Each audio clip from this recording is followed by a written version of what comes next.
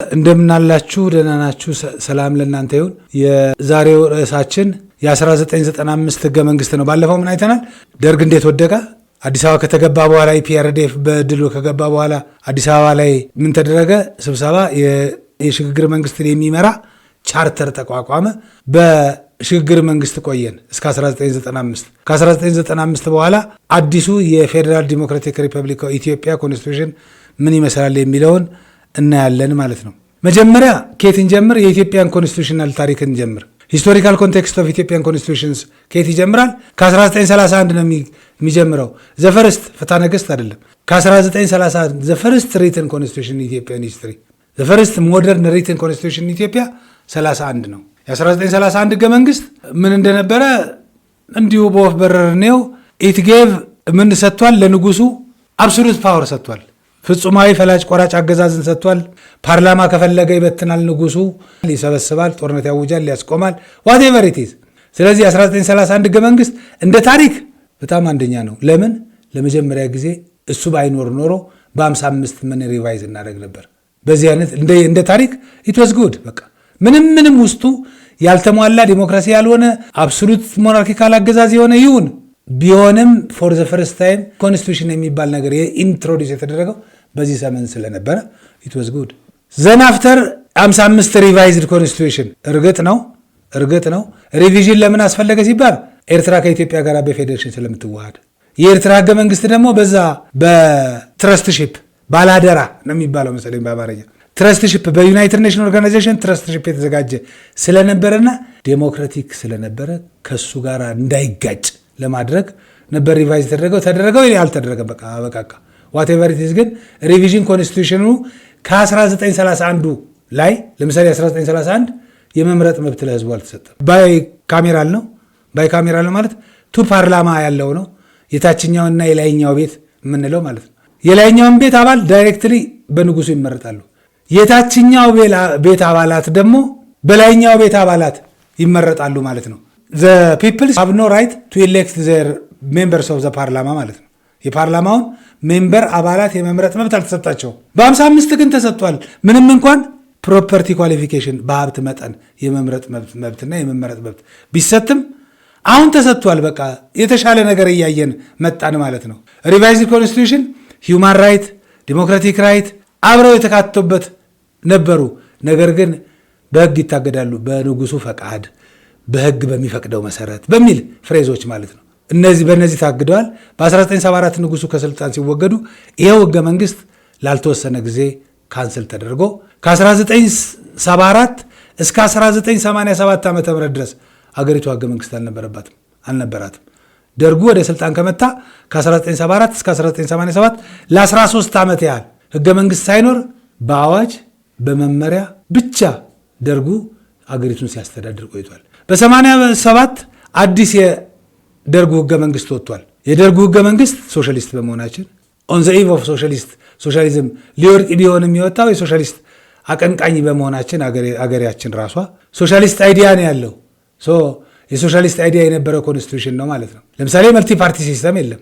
የኢሰፓ አባላት WP የምንለው የኢሰፓ አባላት ከነሱ መሃል ተመርቶ ተወዳዳሪ በሌለበት አንደኛ ከነሱ ውጭ ማንም የለም። በቃ አንድ ነው ያለው ፓርቲ፣ አንድ ፓርቲ ትመርጣለህ ለህዝብ ተወካዮች ምክር ቤት፣ እነሱ ይገባሉ። ግን በአጭሩ 1987 ለአጭር ጊዜ የቆየ ነው ይላሉ መጽሐፋችን። ከ87 እስከ 91 ግን ቆይቷል። በ91 ደርግ ሲወድቅ እሱ ራሱ ካንሰልድ ተደርጎ የሽግግር መንግስት የሽግግር ቻርተር አቋቋመ። የመጨረሻው የኛ የህገ መንግስት ታሪክ 31፣ 55፣ 87 የደርጉና 1995 የአሁን ያለው የኢትዮጵያ ህገ መንግስት ማለት ነው። የ1995 ህገ መንግስት ምን ይዟል የሚለውን ሂውማን ኤንድ ዲሞክራቲክ ራይቶች አትሊስት ሪኮግናይዝድ ሂውማን ኤንድ ዲሞክራቲክ ራይትስ ኢን ፕሪንሲፕል ይላል። በመርህ ደረጃ ሰብአዊና ዲሞክራቲክ ራይቶችን የተቀበለ። ይሄ ብቻ አይደለም። የኛ ህገ መንግስት በጣም ረቀቅ ያለ ነው። ዓለም አቀፍ የሂውማንና የዲሞክራቲክ ራይቶች ዩኤን ያወጣቸው ማለት ነው የዚህ ህገ መንግስት አካል ናቸው ይላል። ኢንተርናሽናል ኤንድ ሪጂናል ዲክላሬሽን ኦፍ ሂውማን ራይትስ ኢንቱ ኢትዮጵያ ያለው በኢትዮጵያ ያለው የተካተቱ ናቸው ይላል። ሪኮግናይዝ ዘ ሂውማን ራይትስ ዘ ራይትስ ኦፍ ሲቲዘንስ ፍሮም አሶሲዬሽን ኤንድ ኤክስፕረስ ቢሊፍ ሀሳባቸውን በነፃነት የመግለጽ በመሰብሰብ በጋራ ሀሳባቸውን የማራመድ ጉዳይ ሁሉ ይፈቅዳል። ከዚህ ውስጥ አንዱ ክሪቲክስ ያለበት ወይም ኃይለኛ ትችት የሚያስተናገድ ያለው አርቲክል 39ን እንመልከት። ሰልፍ ዲተርሚኔሽን የሚያወራው ነው። ሃይሊ ኮንትሮቨርሻል ነው ይላል።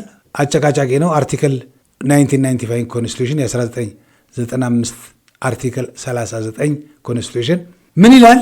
ኢት ግራንትስ ኤቭሪ ኔሽን ናሽናሊቲ ኤንድ ፒፕልስ አንኮንዲሽናል ራይትስ ቱ ሰልፍ ዲተርሚኔሽን ኢንክሉዲንግ ኢንዲፐንደንስ ነው የሚለው።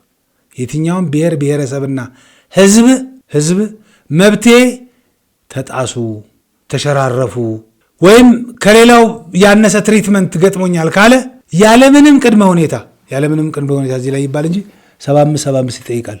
75 የክልሉ ምክር ቤት 75% የፌዴራል ሃውስ ኦፍ ፒፕል ሪፕሬዘንታቲቭ ሳይሆን የሃውስ ኦፍ ፌዴሬሽን 75% ካገኘ ይገነጠላል ይላል። የመገንጠል እንዴት እንደሚገነጠልም በህገ መንግስት ውስጥ አለ ከፈለጋችሁ ለጠቅላላ እውቀት። ክሪቲክሱ ምንድን ነው? ትችቱ ምንድን ነው? ይሄ አንቀጽ የመገንጠልን ያበረታታል፣ እንዲሁም የሀገሪቷን አንድነትን አደጋ ላይ ይጥራል፣ ስጋት ላይ የሚጥል ነው ተብሎ ነው ስሬት ማን ነው የሚተቸው ማለት ነው።